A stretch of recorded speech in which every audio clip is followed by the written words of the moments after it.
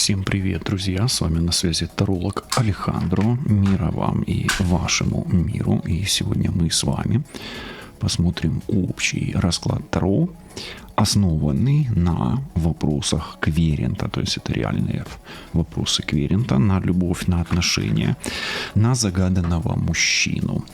Этот расклад Таро больше для женщин, поэтому прекрасная половина настраивается на себя, на свою ситуацию в отношениях. И в чем фишка сегодняшнего онлайн-гадания на картах Таро? В том, что я не зачитаю вам сразу вопросы, которые идут по порядку, а их будет 10, а буду давать ответы на вопросы, о которых вы еще не знаете, но которые могут резонировать с вашей ситуацией или не резонировать. Поэтому настраивайтесь на себя, на свою ситуацию, и мы с вами начнем. Давайте первый вопрос. Первый вопрос, на который я отвечу. Я даже не буду их зачитывать, какие вопросы были заданы, а просто говорить вот по вопросу, да.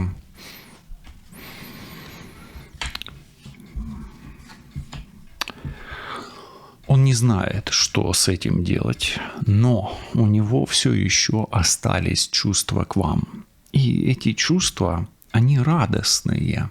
Но, скорее всего, запах или ощущение треугольника в этих отношениях присутствует.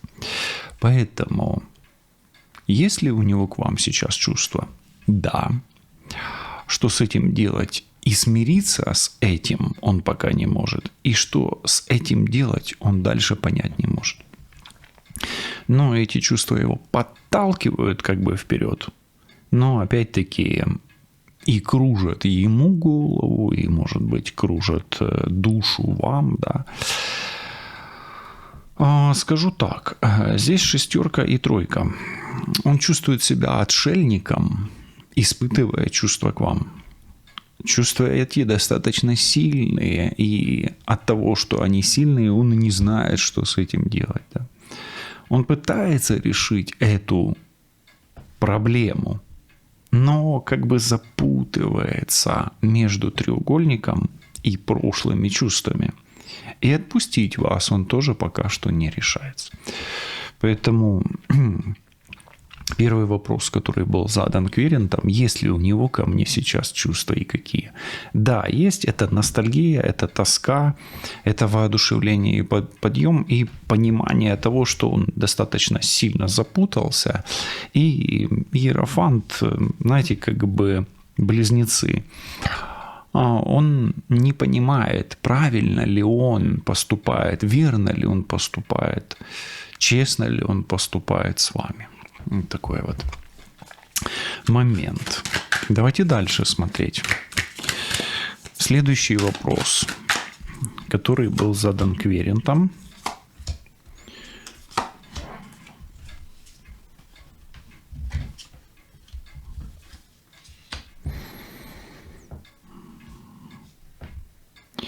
Смотрите, был задан вопрос, а планировал ли он со мной будущее? Изначально он не планировал с вами будущее.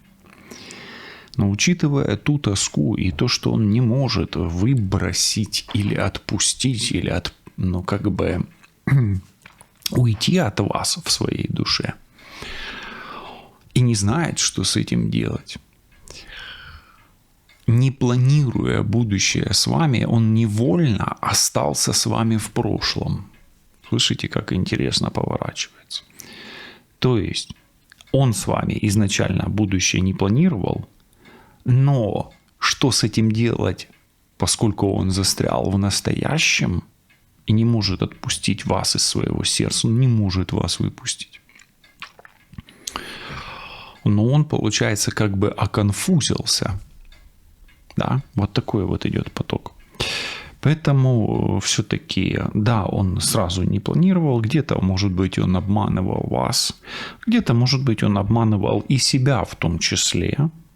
Но этот обман привел его к застреванию и как бы в зависание. Семерка и четверка дает весы нам 11, да, он зависает в неком таком, знаете, состоянии, где он чувствует, что бережет вас в своем сердце, а вы бережете его в своем сердце, да, то есть он чувствует это партнерство. Окей, следующий вопрос, который был задан. Давайте смотреть и перейдем к третьему вопросу. Третий вопрос.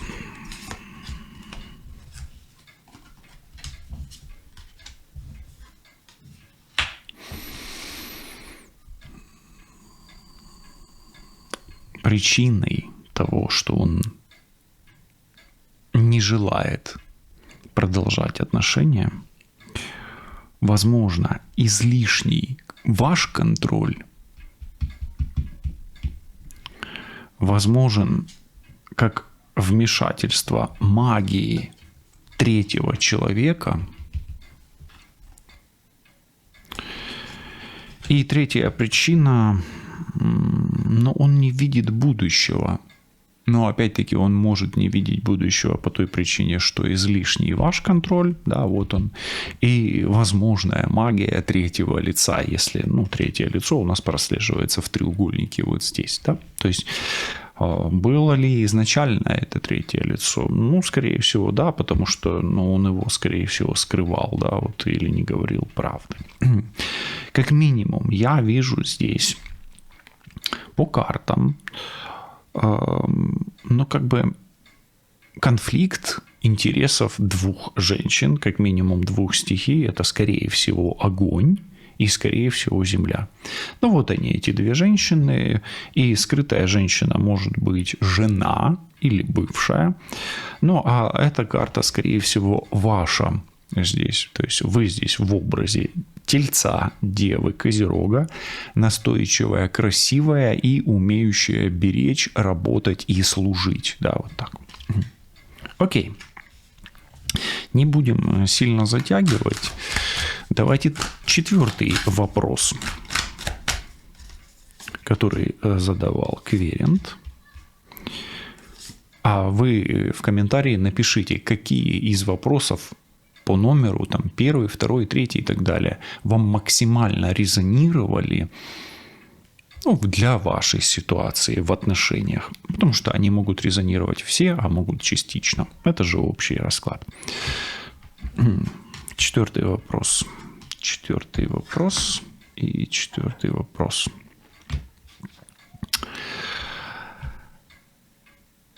Звучал так. Он сам принял решение расстаться или все-таки вмешались третьи лица? Скорее всего, была какая-то женщина, которая была давно в прошлом, и она, скорее всего, его подтолкнула к хаосу, хотя в центре пустая или белая карта, здесь больше хаос и женщина, а белая карта говорит о чем-то истинном, поэтому с очень большой долей вероятности женщина из прошлого, достаточно тоже она может быть эффектная дама, красота здесь есть, и это давно и в прошлом, да, то есть его подтолкнули к решению, то есть не было не было решения, а к чисто его решению приложила вот эта вот краса, да, или красотулька, так называемая, из прошлого. Она вносит хаос, она вносит луну, она вносит треугольник, и она вносит статичность вашего партнера в эти отношения. Давайте посмотрим следующий вопрос, и я не буду говорить, как он звучит, а озвучу его, когда открою карты. Сюда, сюда и сюда.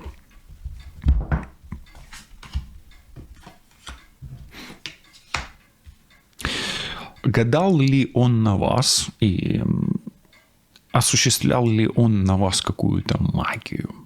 Возможно. Возможно, для чего? Для того, чтобы иметь над вами власть, контролировать и получать радость. Но напрямую карты не говорят, это не точно, и для того, чтобы понять, есть ли магия на вас от него, и гадал ли он на вас, лучше смотреть индивидуально. Скорее всего, да. Паш, да, возможно, это для развлечения, ну, то есть, скорее да, чем нет, но лучше этот вопрос смотреть на личном, индивидуальном формате. Чем он мотивировался? Ну, тут 9 отшельник. То есть он хотел не упустить что-то важное для себя. То есть если он на вас гадал и если он делал какую-то магию, то для него это было частью мудрости и частью чего-то важного. По отшельнику это какая-то глубина. То есть ему какой-то глубины не хватало. Услышали, да? Вот так. Следующий вопрос, номер 6. Следующий вопрос номер 6.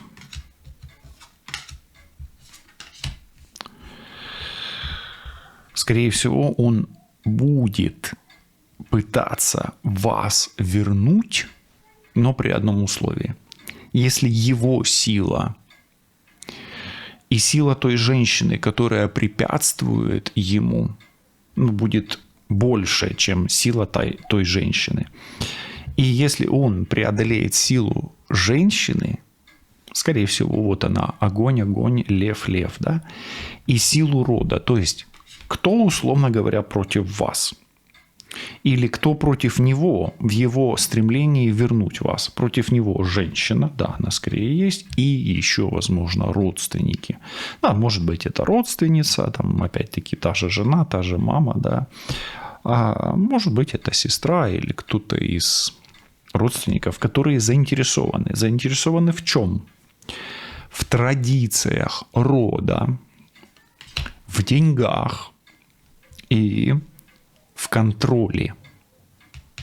Деньги, традиции, контроль здесь являются главным препятствием в его намерении вернуть вас. Следующий вопрос.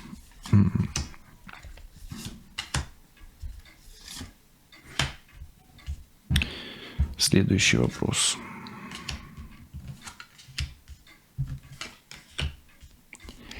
Если вдруг это пауза в этих отношениях, а так вопрос и звучал, то что ждет вас в будущем? Если вдруг это пауза, то вас ждет что-то непредсказуемое. 7 и 8. Дьявол, с одной стороны, а с другой стороны Иерофант. Вас ждет преодоление дьявола или чего-то темного, каких-то темных связей, какими-то знаниями, которые у вас будут в перспективе. То есть, если вы вдруг захотите пойти дальше и преодолевать эти отношения как паузу, чтобы идти к чему-то священному или к чему-то святому или светлому, вам нужно будет преодолеть дьявола. Но как вы это будете преодолевать? Но самыми неожиданными способами. Дьявол, вот он, 7 и 8. И, может быть, даже эти способы сейчас вам неизвестны. Может быть, они вас пугают. Может быть, они неожиданно скрыты от вас. Да? То есть, они такие неожиданные, что вы о них не думаете или побаиваетесь их. Да? Но потенциально, если вы продолжите путь в эти отношения через паузу, то вам нужно будет преодолевать препятствия, о которых вы либо не знаете, не догадываетесь, либо боитесь, либо они могут быть неожиданно даже рискованными для вас. Вот так вот. Интересно, да. Хорошо. Следующий вопрос. Вопрос номер 8. Давайте посмотрим. Давайте его вот сюда положим. 8 вопрос. Вот так. Так. Мы прикроем. Вот так. Так, 8 вопрос. Смотрите, у вас есть будущее в отношениях. То есть, если вы ищете отношения, то у вас оно есть. Но вопрос звучит так. если это конец отношений и не будет будущего вот здесь, да, ну вдруг по какой-то причине, то что ждет в личной жизни в будущем? Вас ждет счастье, у вас будут отношения, будет партнер, будет дорога, возможен даже переезд. Но вам в любом случае нужно решить, а что делать с этим. То есть, чтобы было будущее там, вам, естественно, нужно закончить вот это. Вы в этом уже застряли по дьяволу 7,8. И вам это нужно, ну, как минимум, не дьяволом отсоединить от себя, чтобы пойти в будущее. Поэтому, чтобы оказаться в счастливом будущем, вам нужно открыть дорогу вот эту путем, ну, как бы развязки, да, с вот этой ситуацией, да. А как она будет происходить? То ли вы сами примете это решение, то ли это будет помощь какая-то, обряды, ритуалы, это уже решать вам по-настоящему, да, вот так. Поэтому, да, будущее есть, возможно, любовь, возможно, пара, возможно, счастье, ну, не исключаю брак. Почему? Брачные отношения, семья, они у вас тут в будущем, они фонят. Да, вам предстоит преодолеть разрыв треугольника, возможно, кармического узла, пройти Луну, хаос, может быть, где-то настроить собственные частоты, да, то есть поработать со своими энергиями. Ну и как бы восстановить свою реальность, да, вот. Это в перспективе у вас. Но счастье есть, оно возможно. Окей. 9 вопрос. 9 вопрос. Я дам такую тонкую наводку. Это как бы о прошлом этих отношений, но как он звучал, я скажу только когда открою карты. Итак, 9 вопрос.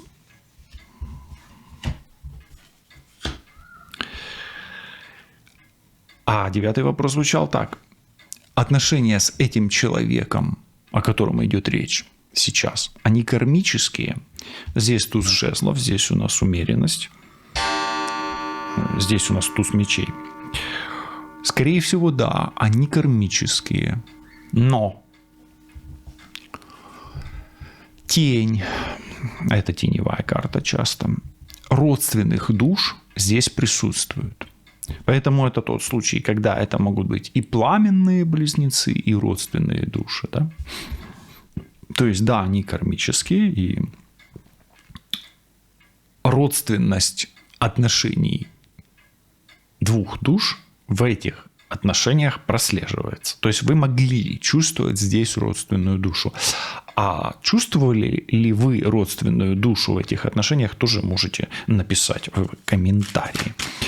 Ну и последний вопрос, самый такой он интересный, ну один из самых тоже интересных. Какой вопрос был интересен именно вам, тоже можете написать, добавить в комментарий. Давайте посмотрим. Король кубков, прекрасная карта.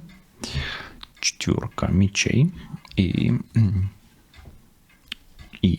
где моя дева, да, немножко откровенные карты. Смотрите, выйду ли я замуж и кто мой будущий муж? Ваш будущий муж, возможно, король кубков. Особенно обращайте внимание на скорпионов, раков и рыб. Ну, здесь так. Хотя ваш муж может быть и любого знака зодиака по этой карте. Ключом к нему есть отпускание старых отношений, такие символические похороны, а возможно отвязка и переход в другой мир, в другую реальность. Это связь.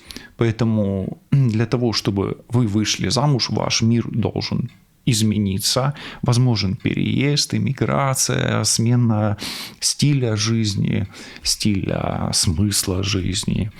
И в новой реальности это вполне возможно. Поэтому ответ «да», и ваш будущий муж – король червей или король кубков, который, возможно, ждет вас за морем, за океаном или там, где вы найдете это свое душевное спокойствие. Помните, я вам говорил о том, что вам нужно будет поработать с этим душевным спокойствием и наладить связь со своей новой реальностью. А для этого, возможно, ви і появились сьогодні на этом розкладі. Все буде добре, лишайтесь на зв'язку, почуємось. До зустрічі, Па-па.